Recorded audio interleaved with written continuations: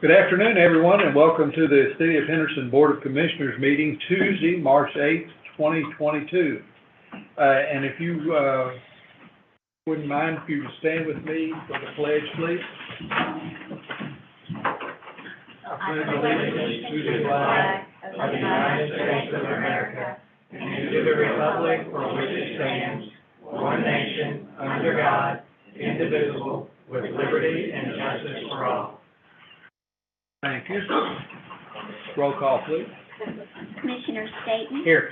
Commissioner Thomas? Here. Commissioner Vowell? Here. Commissioner Pruitt is absent. Mayor Austin? Here. Do we have any citizens or any folks here tonight, this afternoon, that want to bring something before the commission that is not on the agenda? I know a lot of you are on the agenda, and that's fine, but if there's anybody that has something that, and you're not on the agenda, I want to give you the opportunity to step forward. Yes, sir, come right up. Mayor, just quickly, and commissioners, just want to announce that next Tuesday night, the Henderson County Human Rights Commission will be sponsoring a town talks at the Bear Gymnasium there at the Housing Authority, starting at 5:30 to about 7:30, and our focus will be data-driven policing. We'll have representatives from our police department, our sheriff department, you as well from the city, a judge from the county as well, talking about how that data is formulated and sharing with the community. So that is open to all, so that we are sponsoring. Thank you for that announcement. We appreciate it. You said start at 5, Charles? 5:30. 5:30. Doors open up at 5:30. That's Housing Authority, Barrett Gym. Barrett Center. Yeah. To Housing Authority. All right. Thank you. Okay, we have 4 presentations on our agenda tonight, and the first is from Clay Boland with the Henderson Flash. Clay, come on up. Welcome. How you doing today? Good. Good to see you. I've got some here. Sure. For you guys, just to give us something to follow along. Thank you.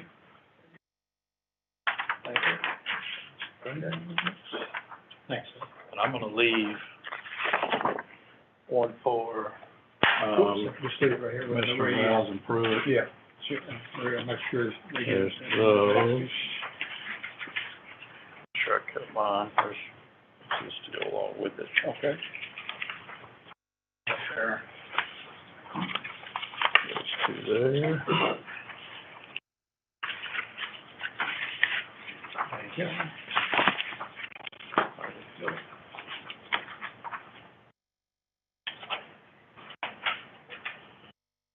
So first of all, before we get started with today's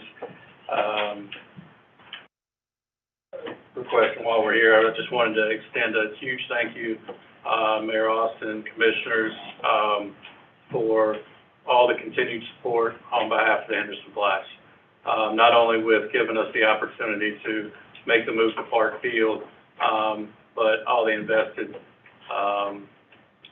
money that we put in last year for the renovations. And I can't tell you how many compliments we've gotten, not only from the community, but for the teams coming in with how our complex was and our field conditions based, in comparison to, the other teams in the league and stuff too. So I think it's something to be proud of. I think as a group effort, we've done a really good job working together to make sure that we had a final product that turned out the way we wanted it to. Clay, just as a reminder, how many teams are in your league now? Now there's, we've just picked up a new team out of Louisville, so now there's 11. 11 teams. Yes, sir. Okay. Thank you. So, B12 next year, we got another team coming in from Clarksville, so we're continuing to expand out our footprint too. So, I brought to you today, and kind of what I'm referencing off of is a memo and a spreadsheet of when I came in prior to and made the presentation, I gave you guys a projected budget, which was attached with my initial presentation. This particular one is a final budget with all costs associated with the project, line item and itemized out for you guys to reference at any point. Why I'm here today is, throughout the project and communication, not only with Buzzy and Dylan, but, we ran into some continued hurdles, so to speak, with some additional cost and needs for the facility that, kind of ended up going above and beyond what our initial budget thought we were going to be able to stay within. I itemized those and lined out a couple of the main talking points throughout the memo. Initially, when we came in, the thought one of the bigger ticket items was a concession stand for the field. We thought maybe we were going to be able to use the one that was already there. I wasn't able to work out with the existing tenants to be able to make that happen. So we had a additional cost of a little over $12,000 that we had to put in to being able to put in a concession stand, which was actually less than we went out and bought a kind of like you'd see like a yard barn type thing that you'd have at your house, and we just kind of customized it to make it work, but it came in a little less expensive than what it would cost to build one. Another piece that we ran into was taxes. Initially, with the budget that was provided, and it being a city project, and partially my fault, I guess, for assuming it, but not knowing the way that the project would kind of have to go, I thought it would be a tax-exempt project. It was not. We ran into a situation and estimated about $6,000 in taxes that we paid throughout for materials and services provided. And there's a little bit more detail in the memo. I'm trying to for time purposes today, just kind of trying to give you the nuts and bolts of it. But delivery materials with COVID last year when we came in, shortages of truckers and trucking, so to speak. We were required to go out and locate a different trucking service than we were initially had been quoted to provide all the materials for the field, the dirt, the clay, those types of things, rock for the warning tracks. Ended up coming in at an additional $3,400. Fencing, once we got out there, ended up being in a lot worse shape than we initially thought.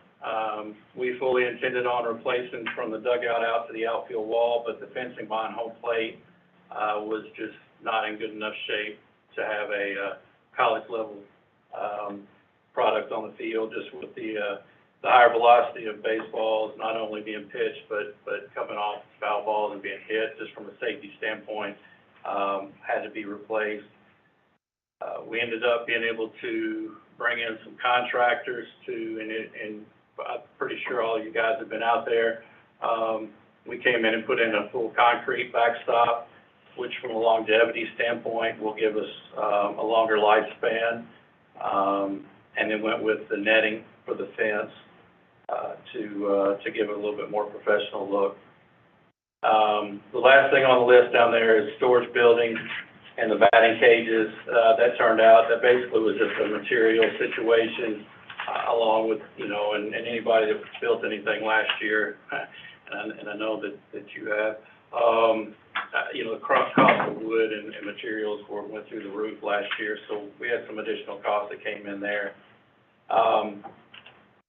As a summary, just overall, the total project came out to be $128,000, $607.31, of which the city contributed $75,000.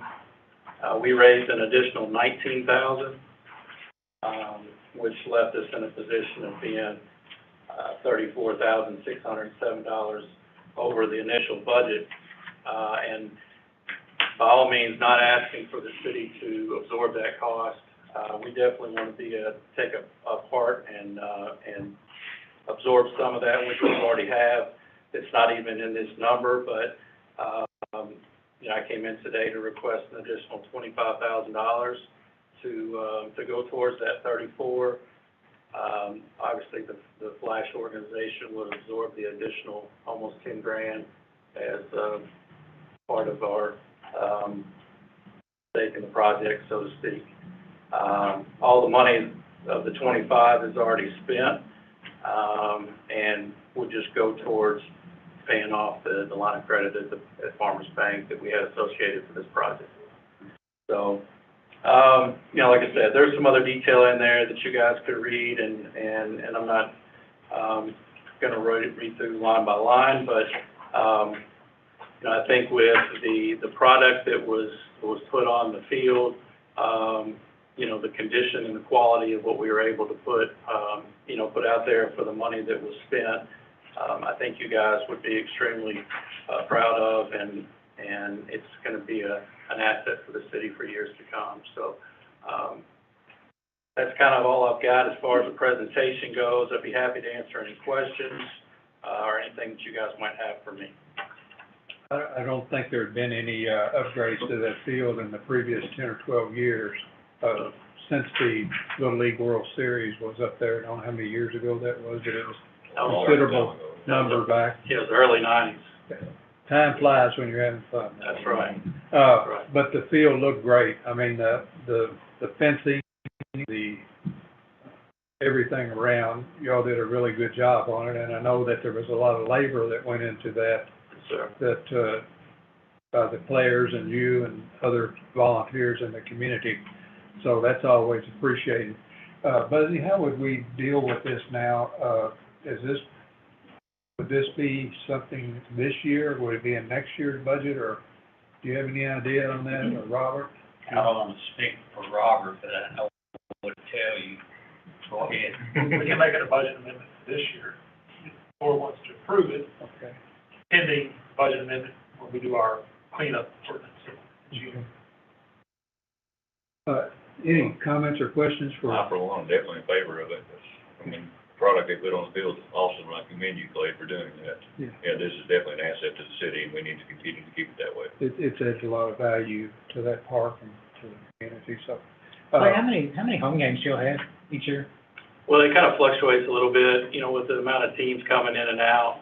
Last year we had 22. This year we're going to have 21, just from a scheduling standpoint, plus playoffs. So, minimum of 21,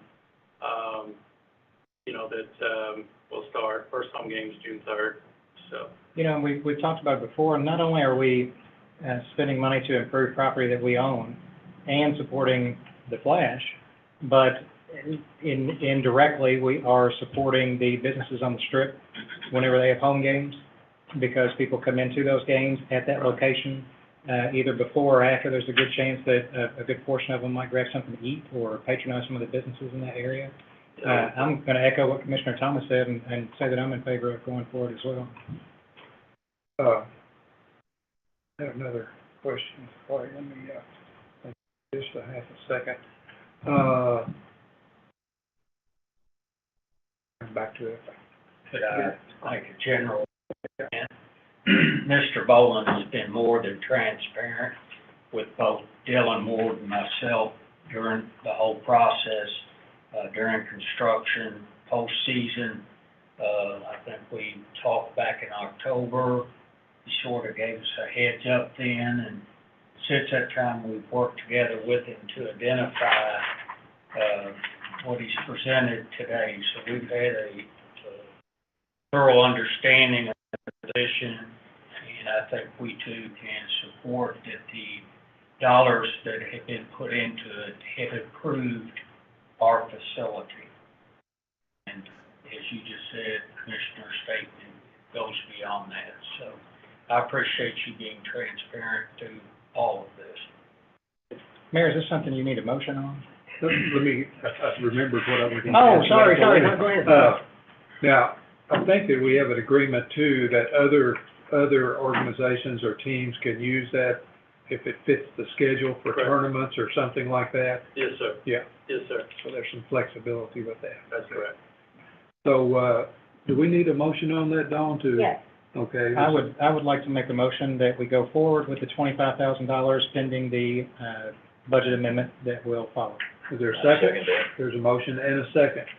Austin, anything? Austin, Vals is on Zoom, so. No, I'm on board. I You wanna appreciate say you throwing that up there. Definitely. Okay, good deal. Roll call, please. Commissioner Staton? Aye. Commissioner Thomas? Aye. Commissioner Vowles? Aye. Mayor Austin? Thank you, sir. Thank you, appreciate Okay, it. Thank you. Coral Hayes, cross country.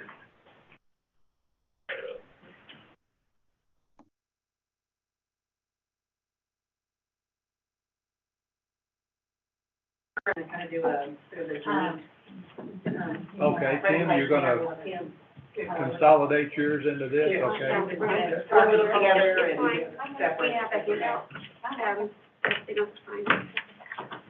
Tim Farley with Autumn Flyers Disc Golf Club. I'm Ryan Sanders with Autumn Players Disc Golf Club. Laurel Hanson, the South Middle School Competition Coach. Thank you.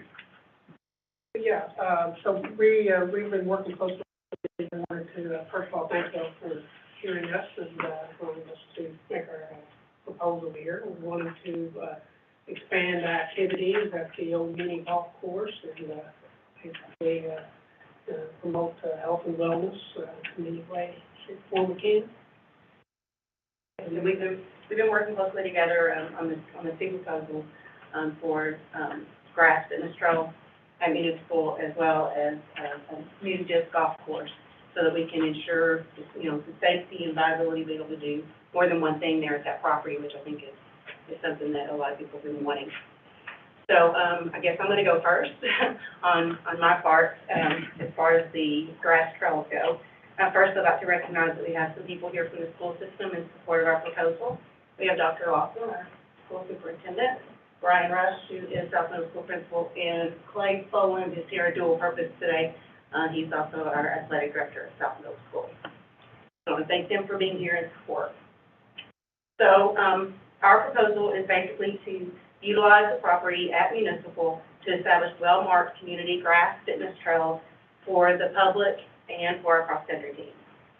This would allow us to continue to promote health and wellness in our community for the public as well as our youth, and be able to maintain the green space downtown.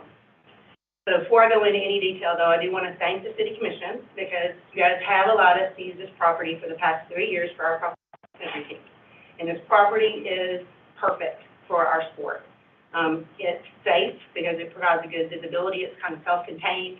As a coach, you really want to be able to see your runners as much as possible, and especially in middle school, you have runners that run 6-minute miles and 12-minute miles. So they're spread out all over the place, and so it's really nice to have them in that contained area, and they might be out on my site briefly, but not for long. It's also perfect terrain. We need grass trails, and the hills make us tough competitors, and we're working on better teams, so that's important too. It's centrally located, and a bonus is it's very spectator-friendly for our competitions. So it's not exactly generally a spectator-friendly sport, so it helps when you have a space where they can be seen in more than one place. So, despite the disruption that we had here before last with COVID, which knocked our elementary schools out of all sports, when we came back this year to do junior kernels again, we had increased the number of kids that we had out there. We had 288 runners registered for those events, and that does not include our high school runners. So, this property has already been beneficial, thanks to you guys, for more than 300 runners for the past few years. So, our proposal is to build on what we've already established. We want to mark the trails in a way that would be beneficial, not just for our teams, but for the public. We want to have these grass fitness trails out there to be as an alternative or as an adjunct to the already existing river walk. We'd like to put a crosswalk in there so that it's a connector, so you can come from the river walk directly onto the path and run there as walkers and runners in the community. It would also allow people the option, and as we get older, and you realize more that when you're running, it's a lot easier on your joints to be running on grass instead of asphalt, and there's already some people out there doing some running and things like that. Tim's one of them, I've been out there a lot, so. put in a lot of miles over the years, my knees don't like it. So it's very good to have nice, even surface that you can kind of rely on. A little different scenery from the Riverwalk too. And the trees make it a nice, nice course. Yes, some shade as well. Tim keeps pointing out to people that our path is on the side of the trees where you kind of get some shade no matter what part of the day. Yep. Make Each sure side of the tree line gets nice warm sun in the morning, shade in the evening.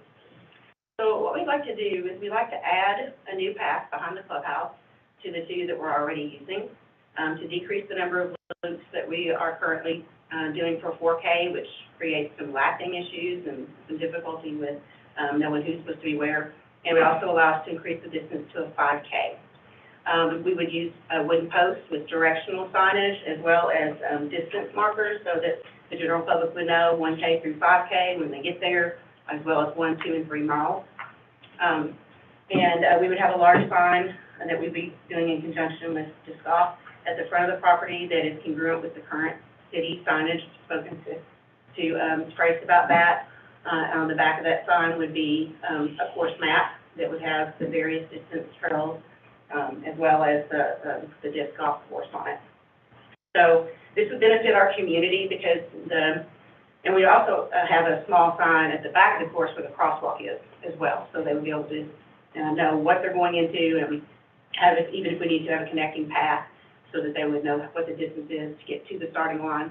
So because a lot of even casual runners and walkers, they really want to know how much distance they did, or they want to plan how much distance they're doing, and that would help with that.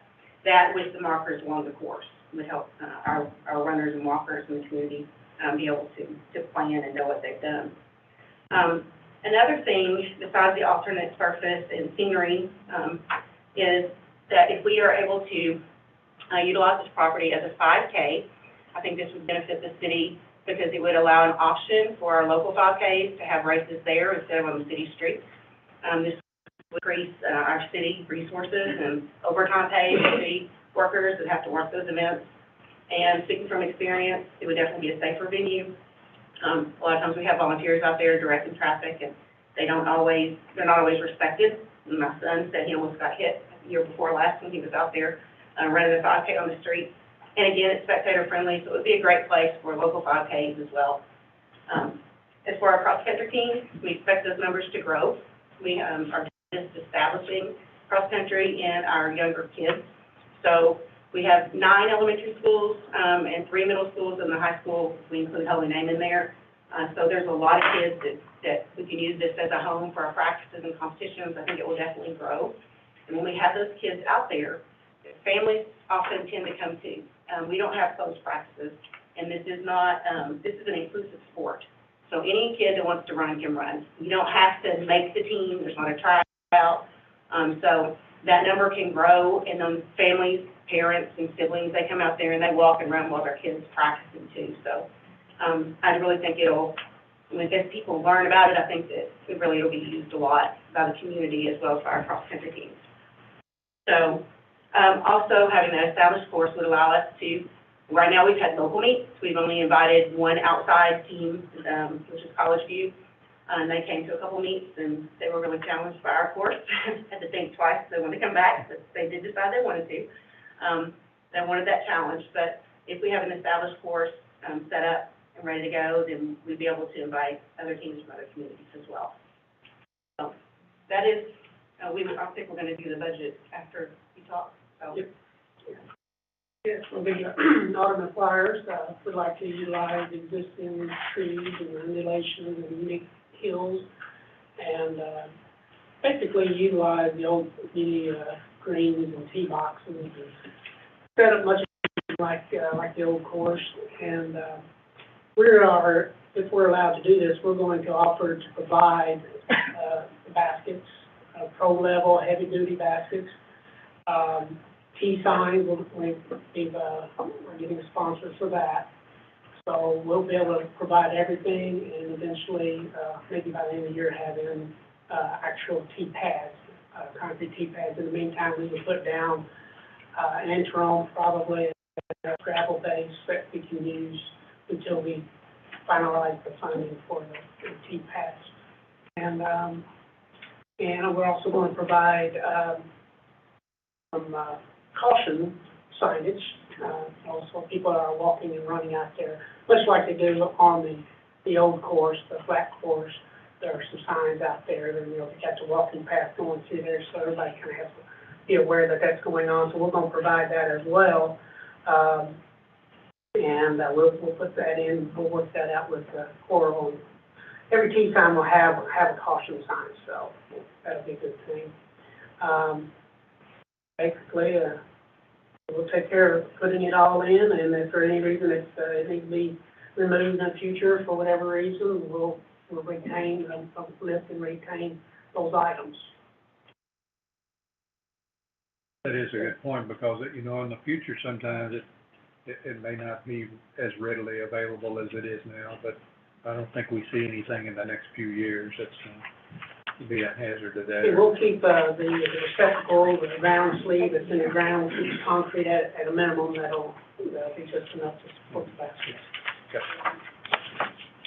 Also, I wanted to say that last year we had 4 tournaments at the old course or the original course, and we had about 90 players per tournament, ranging from Nashville to Centralia, Illinois to Cincinnati, Drive-Here, Cookeville, yeah. And so in the local area alone, the Facebook page with Ace Eagle Disc Golf, Davis County and Henderson, we have about 2,000 local players that play on these courses. So I think this really helps with the tourism in our area as well. Yeah, I just think it's a great sport, and everyone plays. I mean, that's just tournament-wise, but like families and stuff, we see people out there all the time playing, and kind of how I started playing is just for fun, and it was just a good sport for our community to have. That, you know.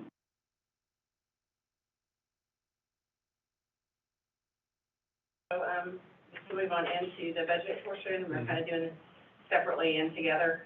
There's some things that would benefit both projects in the community. As far as what we're calling phase 1 for the budget, we envision this part is together, a large double-sided sign at the entry with the course map, and also a smaller one at the proposed crosswalk that would have the same map on it. We would have a mode path that can be easily seen with posts marking the starting line and directional and distance signage throughout. So basically, I think I've kind of covered most of that stuff. A finish line structure at the finish. So what we are going to try to contribute in an incremental fashion. We can't do it all at once, but using what we can of athletic funds, but also donations, fundraising, grants. We will work, and we have this is a joint project. It's not just South Middle School cross country. I'm just here representing cross country as a whole. I even think Holy Name would be on board with helping raise funds. But we would continue mowing the path, which we've already been doing, and the city continues mowing the property, but we mow the path lower so that it's easily seen.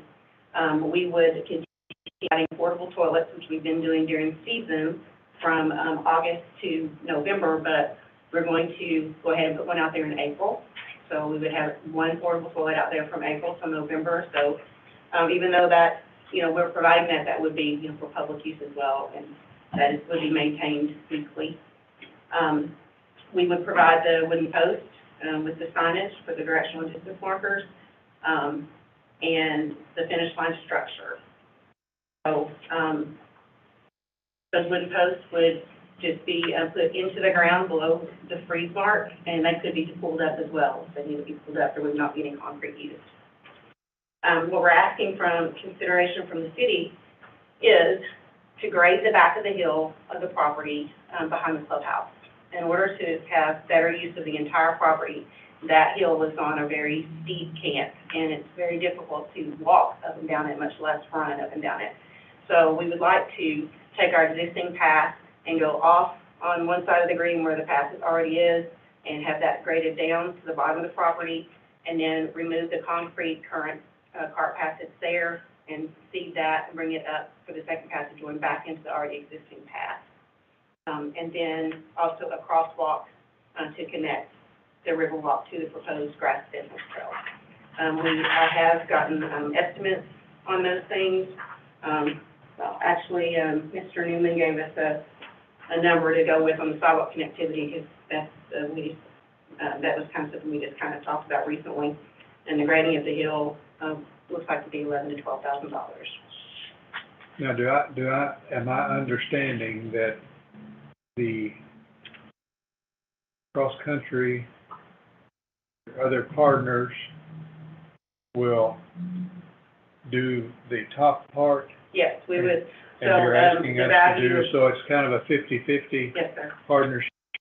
Yes, sir, about Okay, good. $16,000. Yeah. That we would be contributing value of, yes. Okay, that's good. Okay, now we've, got the disc,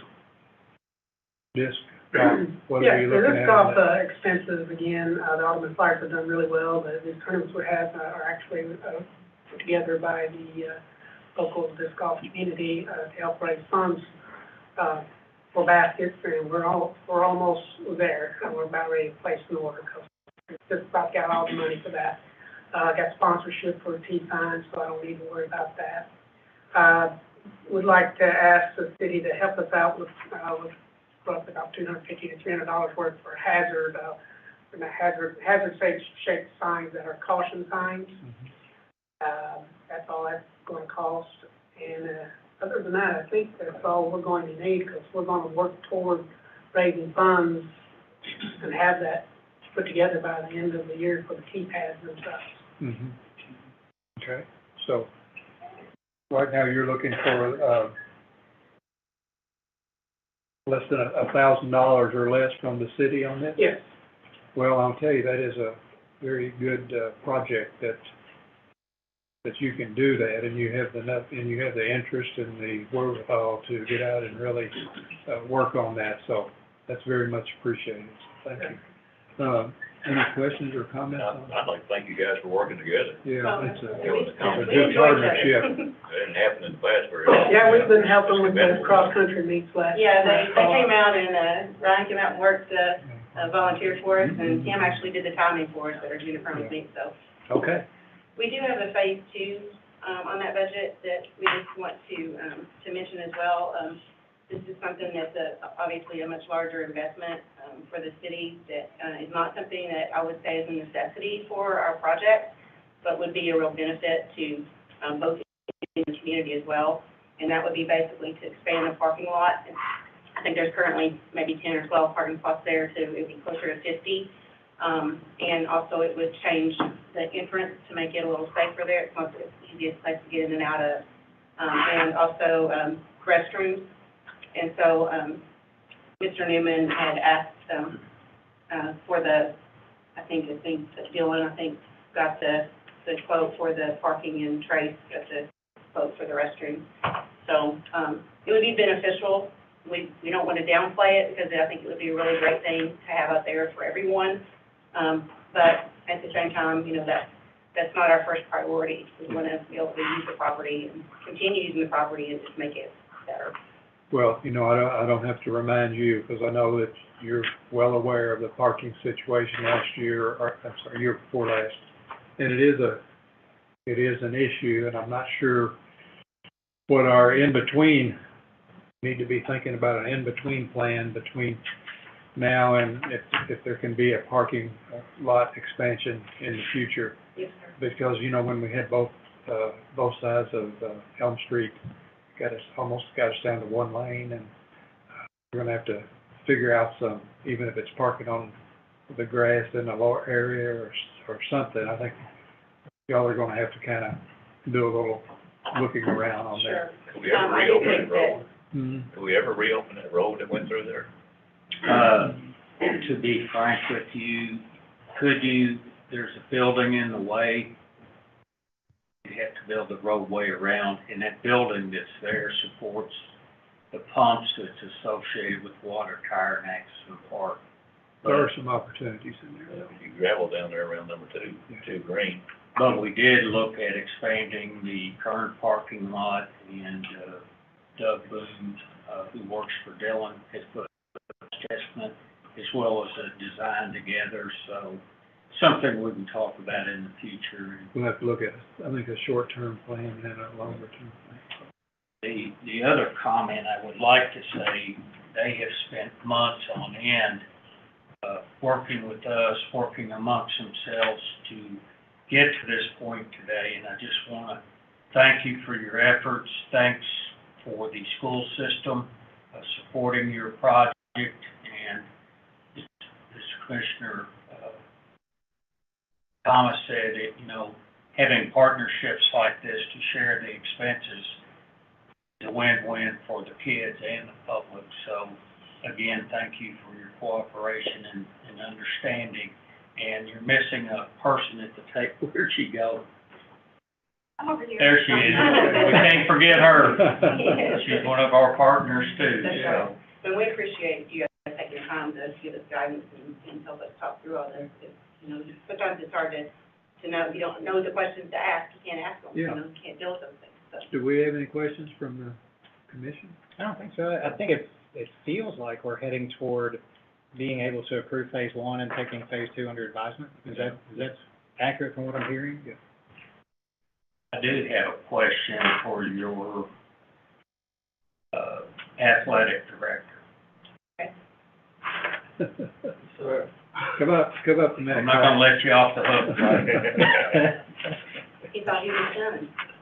Well, I've been up there once. Would it be okay if on our contribution that we give that to you, school system, so you can pay to have the backside graded? That would have to be a question I'd probably have to run through. Would you let me know? People, yeah. Okay. Talk to necessary, Okay. people and then get back to you on that. Okay. Well, I think what's important, she did get 3 quotes, which is under model procurement for our purposes, is what we would have to do. Basically set it up like we did with the park field, You're aware of what we had to do, so Yeah. it's just, we gotta figure out the financial logistics and make sure we're all in compliance. Check on that. Okay. I'll get back to you. Just let me know. Okay. Commissioner Valls, did you have anything you wanted to mention, or?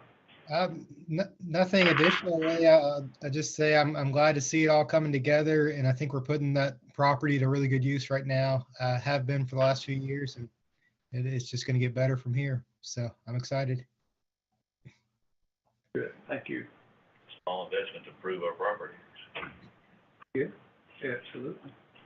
So on this particular project, we need a motion to approve. I would like to make a motion that we approve the finances listed in phase one of the budget for the city of Henderson. I'll second that. There's a motion and a second. And any other final questions or comments? Roll call, please. Commissioner Staton? Aye. Commissioner Thomas? Aye. Commissioner Vowell? Aye. Mayor Austin?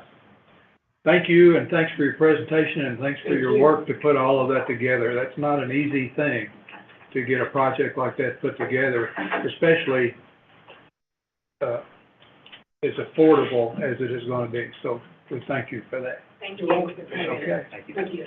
Hey, Tim. Okay, the next presentation has to do with the Aquatic Center, and Meredith Smith is here to talk to us about that tonight.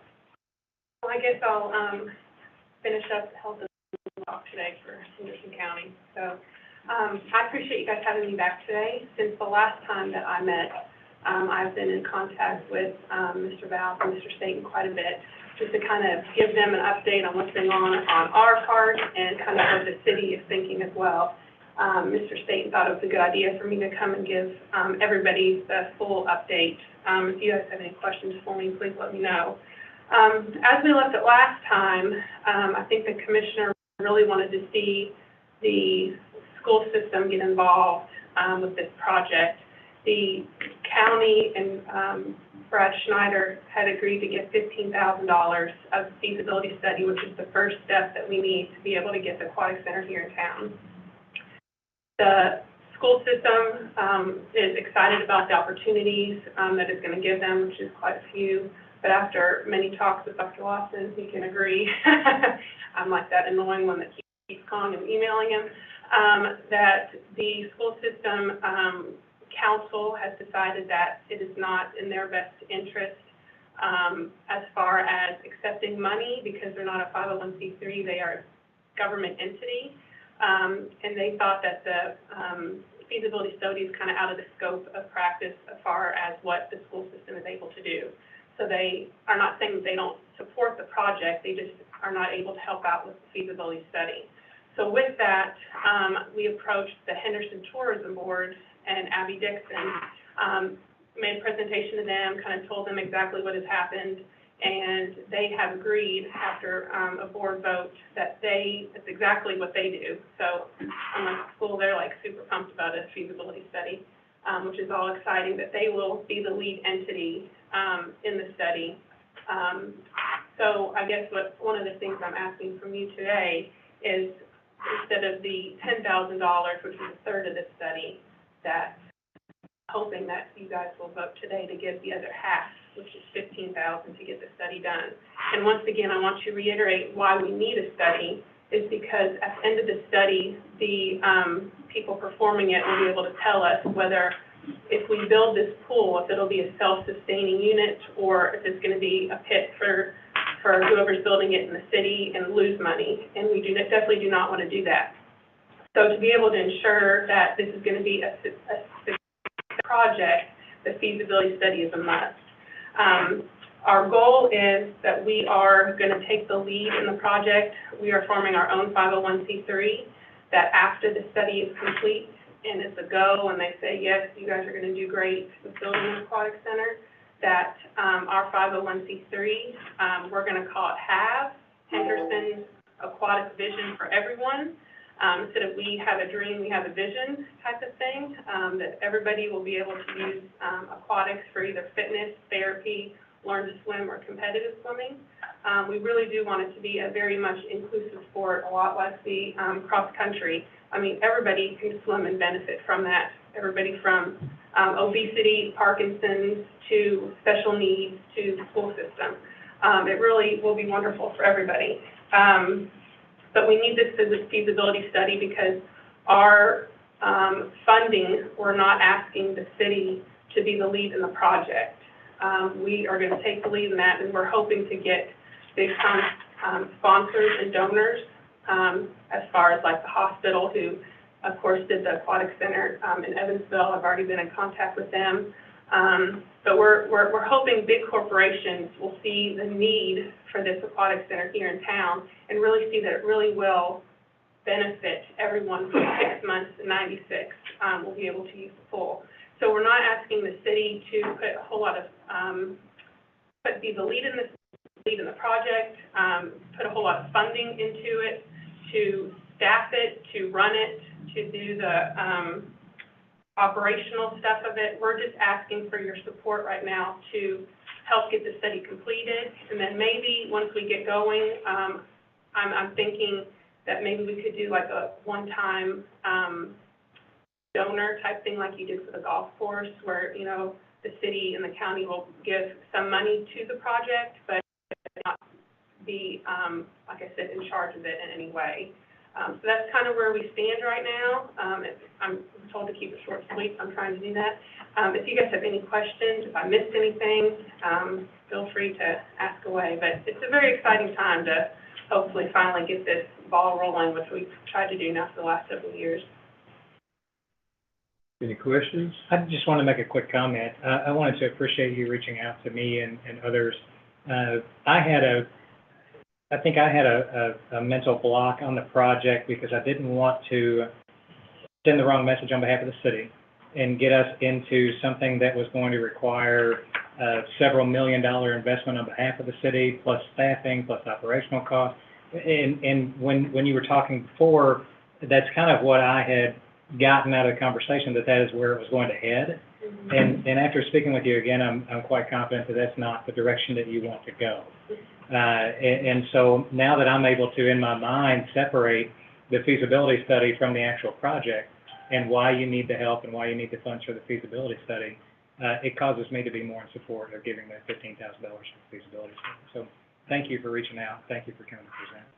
Thank you very much. I mean, it would definitely be wonderful if the city of Henderson had a ton of money and they could say, here's your money for your pool and get it done. But after talking with the city and several of you, Austin as well, you know, that's definitely not the direction that you guys are going. So we had to kind of change our thought process on what we wanted to do. And that's why we decided that we would form our own 501c3, and then we would try and get the sponsors and donors from there. And if we're short money, then, you know, we might have to take out some kind of loan or something like that. You know, it's all up in the air at this point, but we really can't do anything until the feasibility study's done. And hopefully we can apply for grants.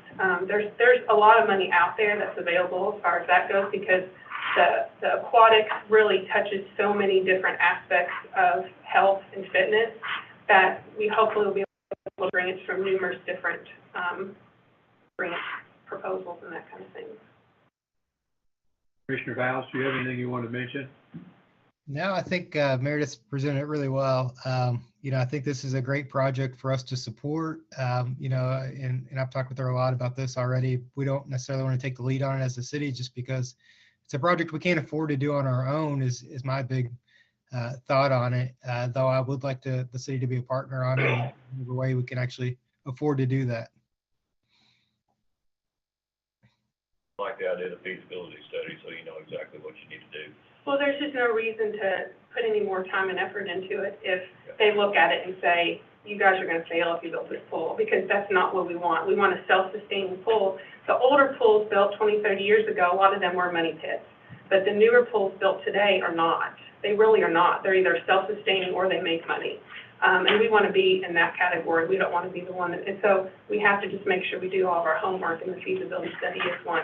I would also like to say that I've talked to Dr. Lawson, that I'm hoping that we can possibly get the school system to help with the placement of the aquatic center.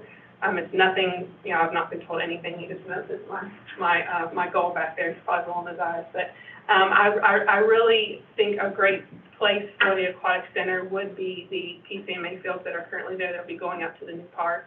It's right off the I-69 corridor. It's walking distance from county, from north, from Holy Name. I think that would be a great location to have our aquatic center. And if, you know, the school system even does that just alone, give us the location for the aquatic center, that would be huge as far as, you know, financially and just the ability to be able to ask for sponsors and donors having a place instead of just saying, well, we want to build this pool, we have no idea where we're going to build it. I mean, we're going to have a location before we asking for any type of money. So, and what location did you suggest?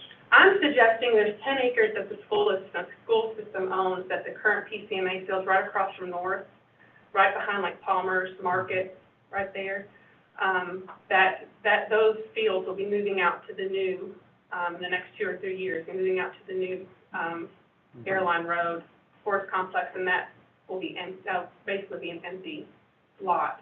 I actually took Mr. Ward and I, he pulled it up for Google Earth for the people at the Build a Pool conference, and they said that lot was appropriate size to put the aquatic center, the size that we're wanting on there to fit properly. So it's excellent location, excellent size. So hopefully that will be in the works if I can get Dr. Lawson and his group on board with that. So if not, then we'll have to go to Plan B. But okay, is the commission ready for a motion and a vote on the $15,000 for the feasibility study?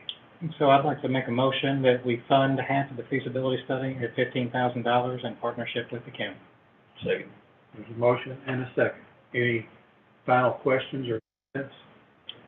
just Henderson Tourism Board will be the one running the study. Mm-hmm. Will they also be paying for the study? With the contribute funds for both the city and the county? I think I'm not exactly sure what you're asking, but I think the study is $30,000, so if you get 15, the county gets 15, then that's But who are we giving the money to? It'll be to tourism. To tourism. To tourism. Okay. Yeah. Yeah. And Ms. Dixon was supposed to be here, but she texted me she's running late with a meeting elsewhere and wasn't able to make it. Roll call, please. Commissioner Staton, Aye. Commissioner Thomas, Aye. Commissioner Vowles, Mayor Uh, Austin. Aye. I'm gonna vote no, and Commissioner Vowles voted yes. I'm gonna vote no, and I'm gonna explain my vote. First thing is that what we committed to was $10,000, and a three-way split on that. And, I'm not have all the details on how that changed, but, I am not for building an aquatic center. So it's hard for me to be for doing a feasibility study. I think the aquatics, for a separate aquatic center. What I would be in favor of is if there was an aquatic center, to combine that with the therapy pool and the lap pool at the YMCA. And the YMCA has property that is accessible, and they already have people on board that know how to maintain things and things like that. I would be in favor of the YMCA being involved in that, if in fact they were at all interested, because the other two pools, dressing rooms, showers, and some other things are already there and available, and it seems to me that would make that a much more economical project than starting from scratch on a piece of property that is going to become very valuable because of its location near I-69. And so, I vote no. Thank you, ma'am. Thank you very much. They did pass, though. Yeah. I appreciate it. Thank you for having me. Okay. We are finished with our presentations, and next on the agenda is a consent agenda, and we have 4 items on the consent agenda. And one of those items includes 6 sets of minutes that we're catching up on. And, so, yeah. We have the minutes of the December 15th, 2020 called meetings, December 16th, 2020 called meetings, January 12th, 2021 regular meeting, January 26th, 2021 regular meeting, February 9th, 2021 regular meeting, and February 16th, 2021 work sessions.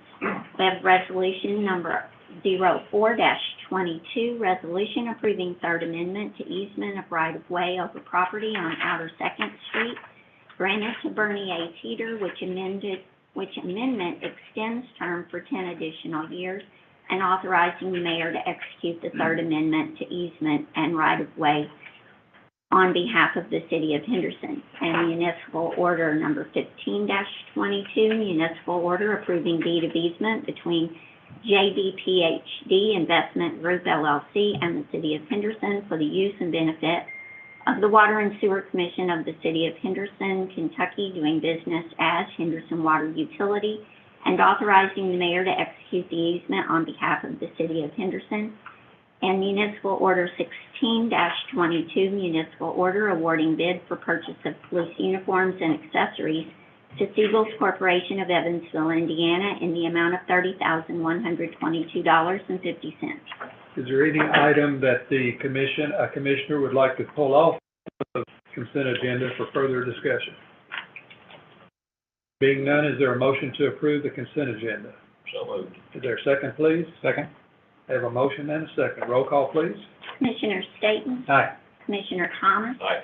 Commissioner Vowles, Aye. Mayor Austin. We have no second readings on the agenda today. We have a first reading on an ordinance accepting public improvements for the sewer system at Pebble Creek. Ordinance number 06-22, ordinance accepting public improvements. Ordinance accepting public utility sewer improvements on property located at 949 Pebble Creek Drive, PVA parcel number 65-29, and known as Pebble Creek Apartments in the city of Henderson. Is there a motion to approve, please? So moved. There's a second? There's a motion and a second. Mr. Bowles from the Water Utility is here. If you have any questions on that, or is there anything you want to mention on that? No, I think it's pretty straightforward. Okay. Any questions or comments? Roll call, please. Commissioner Staton, Aye. Commissioner Thomas, Aye. Commissioner Vowles, Aye. Mayor Austin. Aye. Next, we have an ordinance amending the zoning to include family care centers as a conditional use. Ordinance number 07. Family child centers, I'm sorry. Ordinance number 07-22, ordinance amending Appendix A zoning, and ordinance amending Article 30 Riverfront Zone, Section 30.05 RF4 Riverfront Residential of Appendix A zoning of the Code of Ordinances of the City of Henderson to allow family child care homes as a conditional use. Thank you. And as I recall, that's something that came before us earlier. We sent that to the Planning Commission for review, and the Planning Commission back with a recommendation to approve with I'm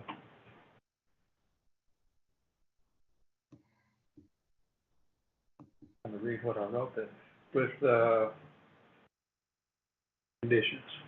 What's the word I'm looking for? Conditional use. Conditional use. Conditional use. Conditions. Any questions or comments? Do we do a motion? We need a motion, I'm sorry. Motion to approve. So, second? Any questions now? This one confused me, I'm sorry. Roll call, please. Commissioner Staton, Aye. Commissioner Thomas, Aye. Commissioner Vowles, Aye. Mayor Austin. Aye. Next is a resolution authorizing acceptance of this is amazing, acceptance of a DR grant, that's a Delta Regional Authority grant for Henderson Municipal Gas Pipeline Extension. Resolution number 05-22, resolution authorizing the application to and acceptance of funds from the Delta Regional Authority and authorizing the mayor to execute all necessary documents. I want to mention, before I ask you for a motion in a second, this original grant came in at $500,000, and our partners at GRAD worked on that for us, and we ended up with a grant of $1 million, and this will benefit the pipeline extension for Pratt. Is there a motion to approve, please? So moved. A second? Second. Questions or comments? I just wanted to add on to what you said and say that there are a lot of folks at GRAD and at the state level who have really helped out the entire way through this project. And I was extremely happy when we got the call that said they added $1 million to this grant.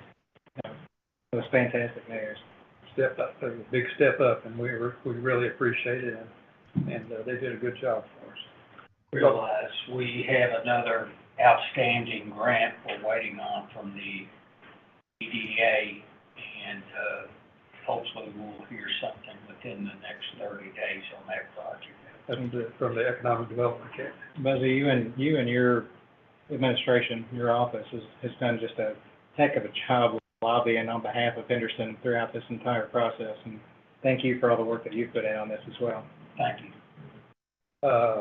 Roll call, please. Commissioner Staton, Aye. Commissioner Thomas, Aye. Commissioner Vowles, Aye. Mayor Austin.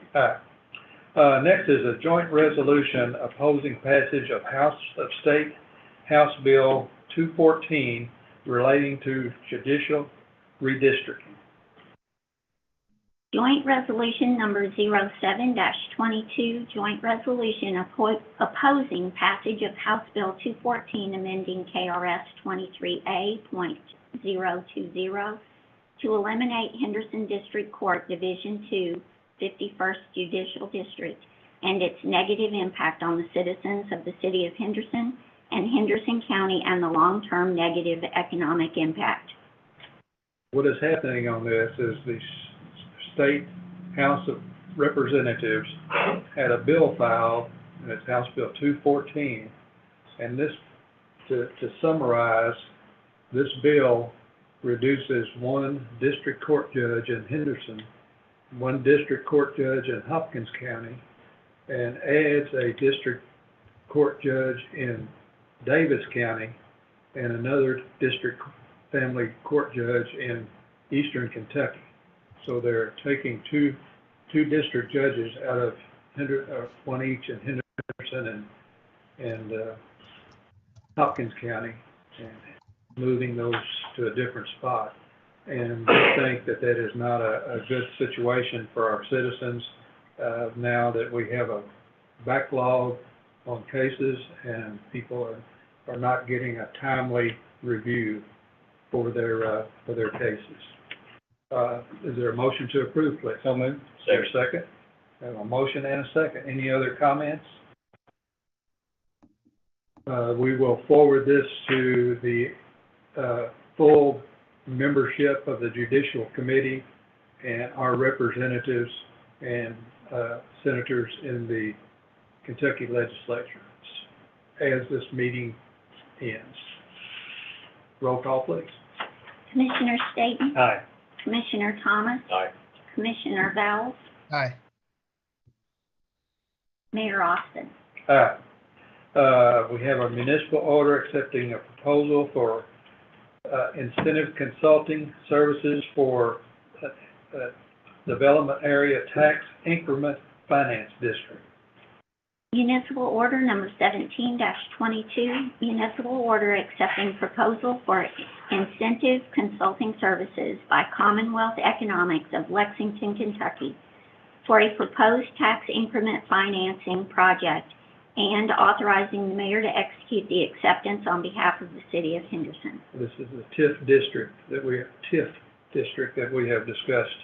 And I want to mention one other thing on that. There was a bill filed in the House, was it the House or the Senate? The House, I think. In the House this week that changed the tax code for the state of Kentucky and reduced income tax and with a add-on of many, many categories of the tax to offset the 1% reduction on the income tax. And that is throwing a cog in the wheel for TIFs going forward.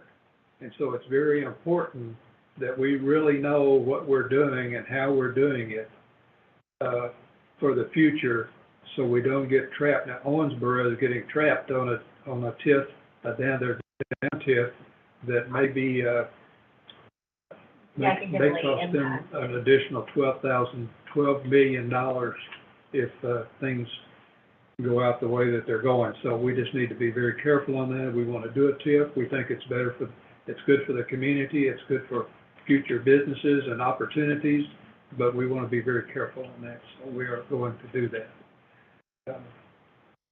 Any comments or questions before we go forward?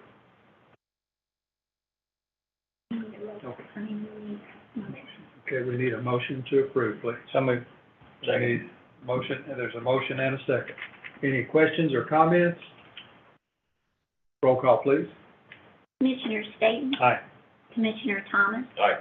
Commissioner Vowles? Aye. Mayor Austin? Aye. City managers report. The only item I have tonight is we will have a work session next Tuesday afternoon at 3 o'clock. The agenda for the meeting is discussion on pilot payment with Municipal Fire and Light. About the 8th Street. You need to do something. The rehab. Oh, okay. Yeah, I forgot that. Okay. The other item we have is a rezoning for number 1124 15 8th Street, and that is a redevelopment west by a couple of developers who want to convert the existing property into a retail business. And what we need to do is submit this on to the Planning Commission for their... No, it's come back. It will be finalized Oh, in is it? 21 days. It's already, Oh, okay. they've already, I'm sorry, I just... yeah, it's now going to be zoned, city general business but if the commission would like to appeal that Okay. zoning, they have 21 days from the date of the zoning meeting. Okay. Thank you, Dawn. Well, Not a problem. Okay.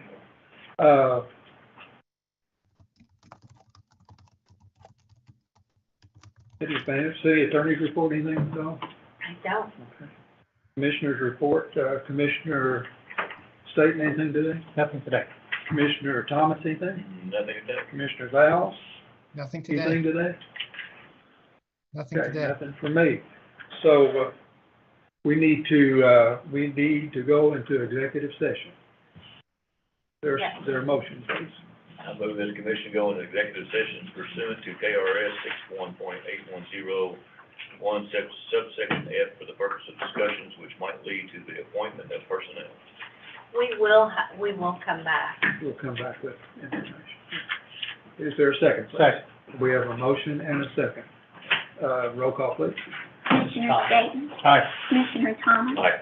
Commissioner Vowles, Aye. Mayor Austin. And we will need to, vacate the room for everyone that is not involved in this particular thing. But thank you for being here.